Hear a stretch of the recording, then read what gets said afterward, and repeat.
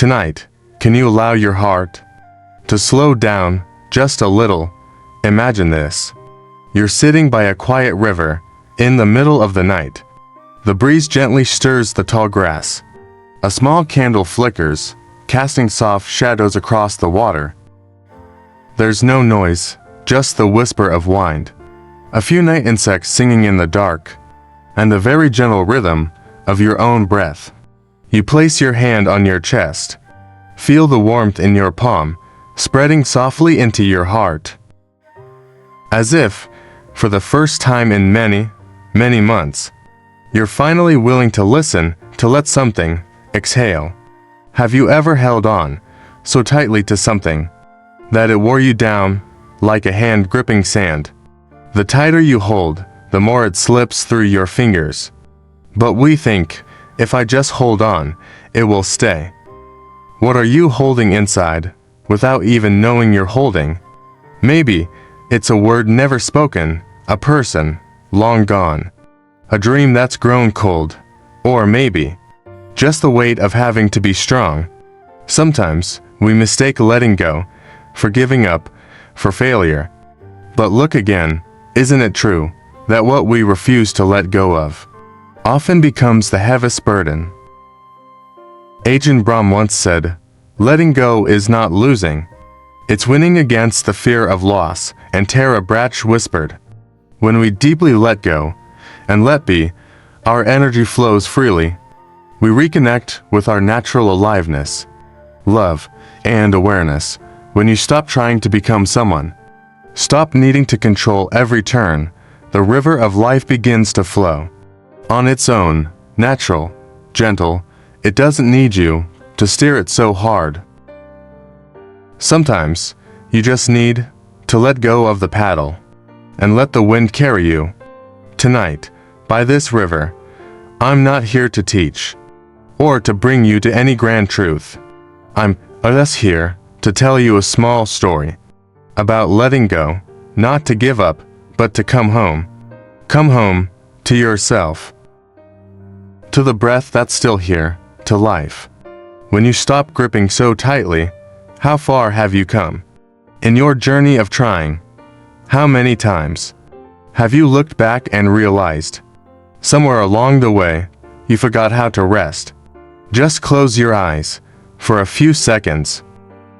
Breathe in, as if you're breathing in the gentleness of this night.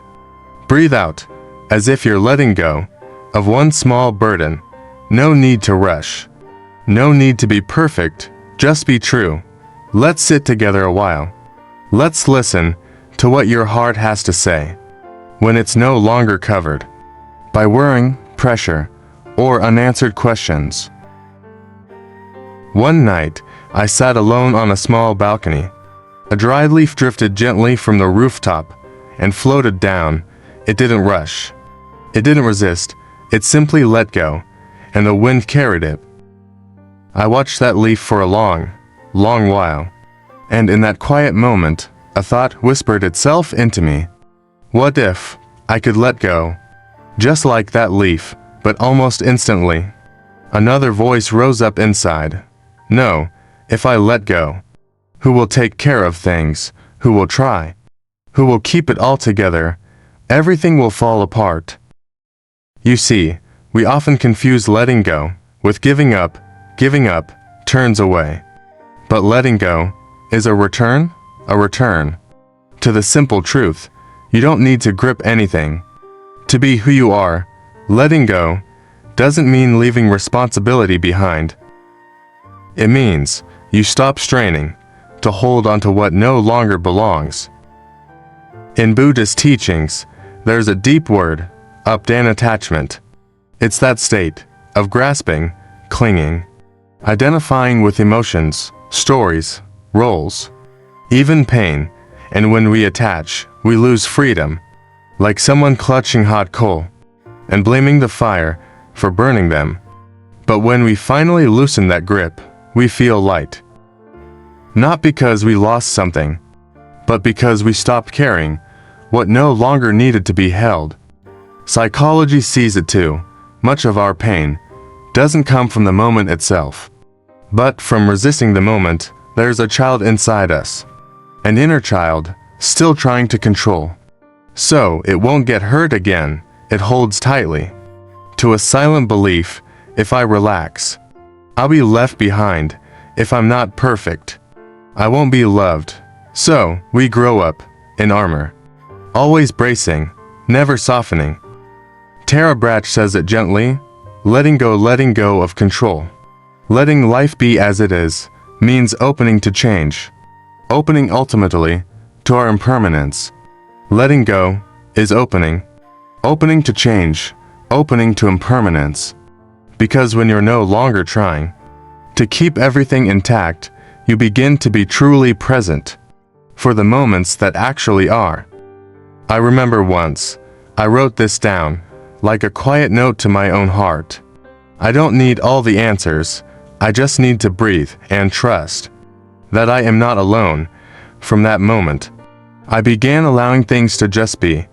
Emotions could rise and fall, others could be right or wrong, and I could be tired. I could be soft, and strangely enough, when I stopped trying to control everything, things began to move more naturally. Try this, just once. Sit quietly for a few minutes.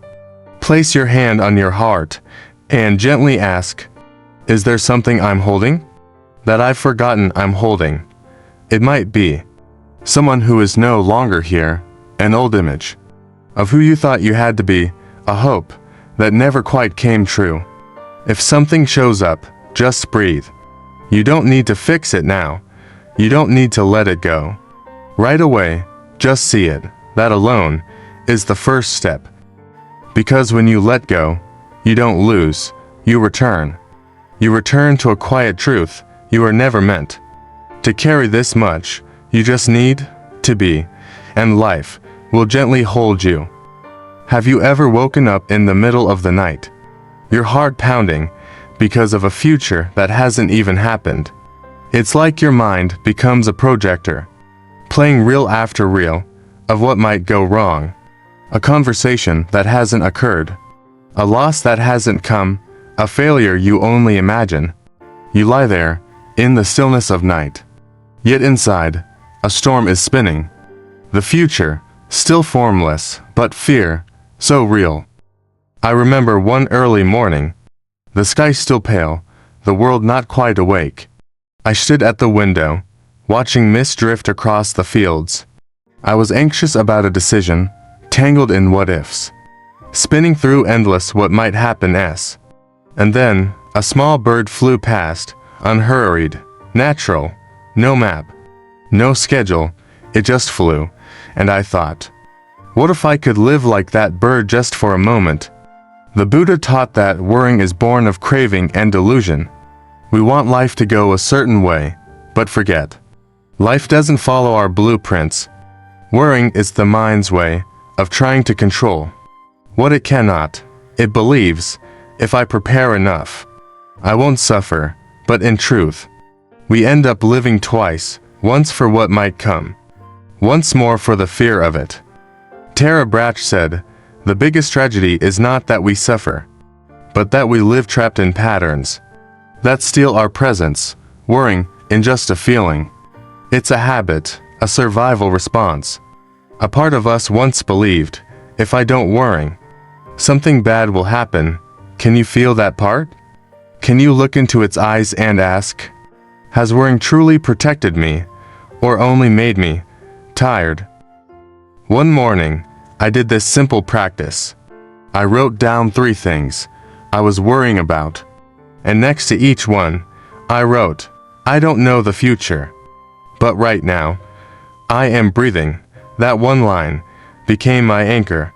Each time my mind ran toward imagined fears, I whispered back, right now, I am breathing, and I came back, one breath at a time. Try it now, with me. Inhale slowly, as if you are making space for the present moment. Exhale deeply, as if you are giving the future back to itself. You don't need to know everything. You just need to be here. Birds fly with no map. Waves break with no plan. And you You don't need to live inside a storm that hasn't even arrived. Have you ever found yourself trying to change someone, a loved one, a friend, a partner? They didn't behave the way you hoped. They didn't live the way you wished. They didn't love the way you needed, and so you felt disappointed, frustrated, tired, but still, you didn't stop. You called it caring. You called it worrying, but deep down, it was the quiet ache to control. I once had someone very dear to me. We were like two small rivers, flowing side by side, but over time, I began wanting them to understand, to change, to be better. I gave advice, I waited, I felt let down. And then one day, they said to me, "I'm not someone for you to fix." It stung, but it was true. I had forgotten. Everyone has their own path. No one comes here to live by our script. The Buddha taught, suffering arises when we cling, even to our ideas of who others should be. We paint an ideal version of someone in our minds, then ache when they don't become it, but the pain, it doesn't come from them. It comes from our refusal to accept what is. In psychology, this is known as control instead of connection. We believe, if I can just shape this person, I'll feel safe, but the truth is, the more we control, the more connection slips away. Love isn't about molding someone, it's about being present with them, listening, and honoring their journey, even when it doesn't look like ours. Ajahn Brahm once said, "Don't do letting go. Let go of doing." You don't need to do something in order to let go. Let go of fixing. Let go of pushing. Let go of needing them to change. I learned to sit beside someone I loved, without trying to fix them, just sit, just listen. Like the wind, sitting beside a leaf, no pressure, no advice, no wish for them to be different, and strangely, the moment I stopped trying to change them, they began to shift, in their own way, in their own time. If you're trying to make someone change because you love them, pause and ask, am I loving them? Or, the version of them in my mind. Try writing down 3 things you've been trying to change in someone else, then write, I do not control their path. I only choose to be here, with respect. Letting go of control doesn't mean indifference, it means trust. It means believing that each person has their own rhythm, and love is allowing them to be who they are. Once, I saw a little child coloring. She colored the sky purple, the trees orange, the sun bright blue. An adult beside her chuckled, the sky in purple. Trees aren't orange, the sun isn't blue. But the child just smiled and kept coloring. And in that moment, I thought, this child is freer than we are. As we grow up, we begin to carry expectations, not only from others, but from ourselves. We must succeed, be better, be happy, peaceful, fulfilled, all the time. And when life doesn't match that script, we ache, we judge, we blame ourselves. Expectations aren't wrong. They grow from hopes, from dreams. But they become suffering when we don't realize we're clinging to a story that was never guaranteed. Ajahn Brahm once said, freedom, love, compassion come from just being still, not controlling, letting go. Freedom doesn't arrive when everything goes our way.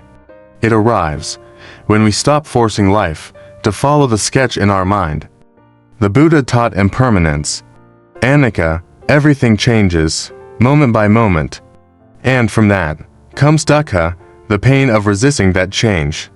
When we expect others to always be kind, our work, to always go smoothly, ourselves, to always be strong, we place our peace on something, always shifting. Psychology calls this cognitive distortion. Thought patterns like, everything must be perfect, or I'm not allowed to fail, And so, we hide our exhaustion. We pretend to be okay. We cling to the image of who we should be. One day, I tried this. I wrote down, what am I wishing were different right now? And after each answer, I added, but still, this is what is, not to give up, but to breathe easier, to make room for what is. Would you try something with me? Close your eyes for just a moment and ask, is there something I'm wishing life would be that it isn't? It might be a person who didn't turn out as you hoped, a dream that hasn't arrived, a part of you that still feels unfinished. Now breathe and whisper softly, I can love this, even if it isn't what I wanted. Letting go of expectations doesn't mean giving up. It means pausing long enough to see. Life is beautiful in its own way, even when it colors outside the lines like the child with her purple sky and blue sun. Maybe peace begins the moment you dare to color your life without the rules. One day, I walked down an old street, a path someone once walked with me. For a long, long time, the leaves still fell, just like they used to.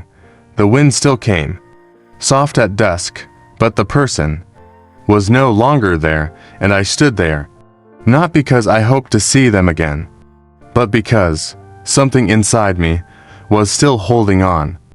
When a relationship ends, whether through words, silence, or distance, we don't just lose a person. We lose a piece of ourselves that was once tied to them.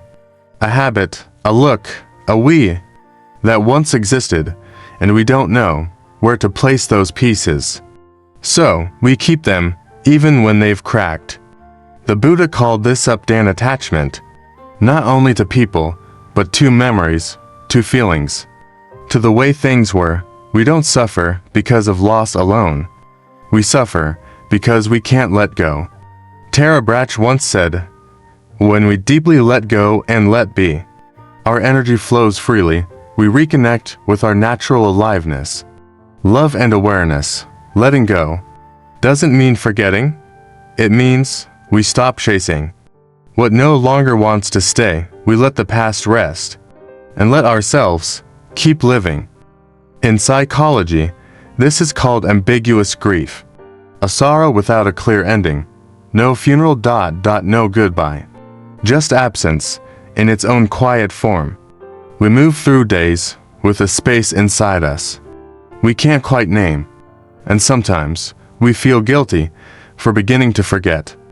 I once kept everything, old messages, photos, songs, as if I held on long enough, they might return. But one night, I sat down and wrote, thank you for arriving. Thank you for leaving. Just 2 lines. But the tears came, not from loss, but from the first taste of freedom. If you carry someone in your heart, someone from the past, try writing them a letter. No need to send it, just write. Say what was left unsaid, what you've held for too long, and end with this: I let go. Not because I no longer love you, but because I want to live again. Letting go doesn't erase them, it simply makes remembering a little lighter, a little softer. And it reminds us, a closed door doesn't take away the light. It only sends it in a different direction. Have you ever looked at an old photo and not quite recognized the person in it? That smile, those eyes, the way you once saw the world. It feels like it came from another lifetime. Not better, not worse, just no longer who you are now. We often hold tightly to an older version of ourselves, the one who was stronger, or more carefree, or hadn't made that mistake yet. We say, I wish I could go back. And slowly, we begin judging who we are now against a version that no longer exists. The Buddha taught a Nat Nong self, there is no fix me, no permanent identity. We are always changing, like rivers, like falling leaves, like the moonful, then fading. When we cling to who we used to be, we resist the nature of life itself. In psychology, this is known as identity foreclosure. Holding so tightly to who we once were, we stop ourselves from becoming who we're meant to be, like an artist who paints in only one style because they fear being unloved if they change. There was a time I kept trying to go back, as if I were a song that needed to be replayed, exactly as before. But one day, I sat quietly, watching a tree. Outside my window, its leaves were falling, gracefully, gently, and I realized, old leaves must fall, for new ones to grow.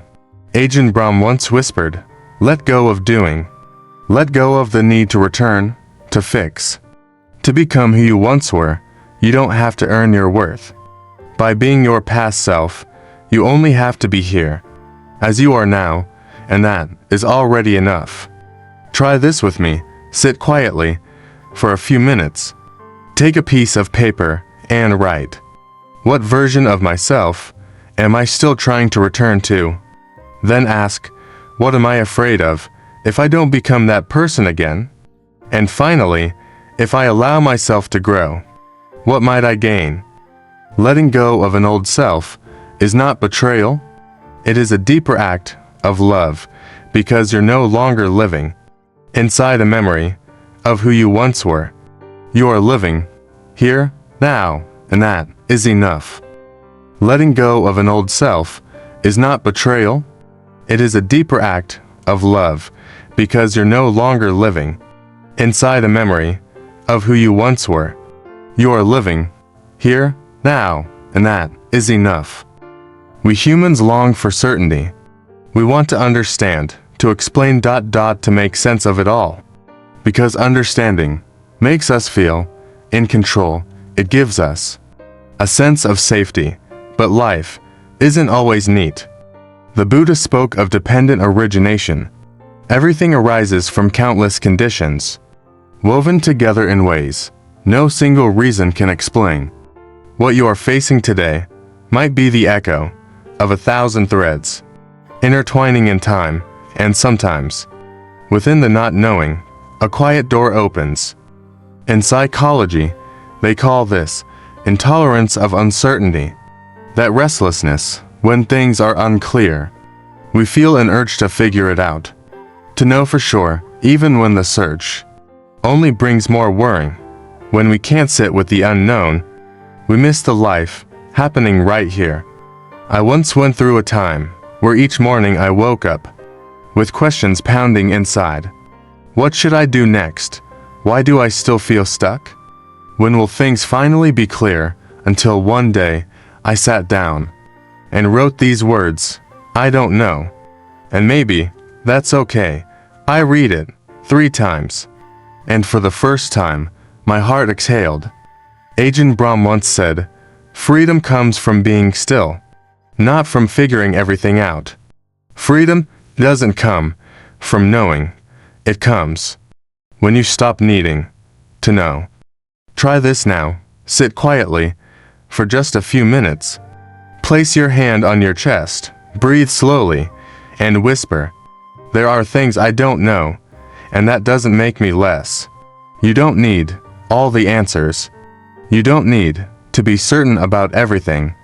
You only need to be gentle with yourself when the questions still have no words, because sometimes it is in the silence that life whispers its deepest truths. Do you remember the river from the beginning? The one you sat beside in the night, with candlelight flickering, a soft breeze against your skin, and the quiet whisper of your own heart. You're still there now, but something's different. You've let go of a few things. You feel a little lighter, not holding on so tightly anymore. I don't know what you've released. An old worry. A name that once made your chest tighten. A version of yourself you thought you had to keep alive. Or maybe you simply learned how to sit still without needing to fix, without needing to know, without needing to be anyone else, and that alone is already a quiet kind of miracle? Ajahn Brahm once whispered, "Just being still, not controlling. Letting go is the doorway to the home inside you. That home, it's not far. It's right here, where you breathe out. Without guilt, where you cry. Without shame, where you are, just yourself. For no reason at all. If one feeling stays with you, after tonight, let it be this. You don't need to hold on so tight anymore. Life is already gently holding you. Even when you feel tired, lost, or not quite ready. You don't have to be the sun, you can be a small candle, just warm enough to hold your own heart, and sometimes just enough to light the way for someone else. You don't have to know where you're going, you only have to walk softly step by step, with presence. You don't have to carry everything, just the one thing that helps you soften. Before we end, will you do something with me? Sit still, let your shoulders fall.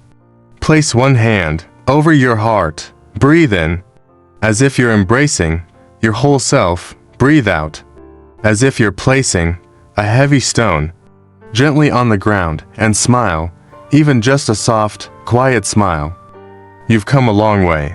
Now, you can rest your shoulders and pause. No one is waiting for you to be perfect. No one needs you to have all the answers.